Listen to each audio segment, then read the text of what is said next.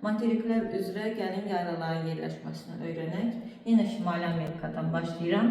Şimali Amerikada Labrador yarımadasında Labrador yaylası, burada Meksika yaylası yerləşir qəhvəyi rənglə. Və Şimali Amerikada yadda saxlayacağımız əsas bu ikisi olsun. Cənubi Amerikaya keçirəm. Cənubi Amerikada həm platformada yerləşən yaylalar, həm də geosiqnalda yerləşən yaylalar var. Platformada yerləşən yaylalara Guyana yaylasını, bir də Braziliya yaylasını göstərə bilirik.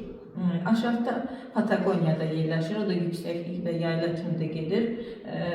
Ant dağlarının üstündə isə Puna, Peru ölkəsinin ərazisində, bir də Boliviya yaylası var. Burada Boliviya ölkəsinin ərazisinə düşür. Antiplanlar olan ərazini deyirəm. Şimalda uşaqlar, Şimali Amerikada Meksika yaylası geosiqnaldadır, Labrador isə platformadadır. Afrika materiki ilə yenə davam edirəm. Uşaqlar, Afrika materikində bu hissədə Şərqi Afrika sınma zonası yerləşir və burada Efiopiya yaylası var, bir də Şərqi Afrika yaylası var.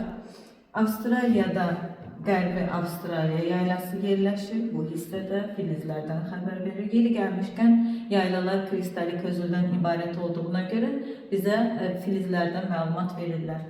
Gəlin keçək indi Avrasiyada yerləşən yaylalarımızı öyrənək. Burada Meseta yaylası var, İspaniya ölkəsinin ərazisində düşür. Burada Dinar yaylası var, Balkan yarımadasına düşür.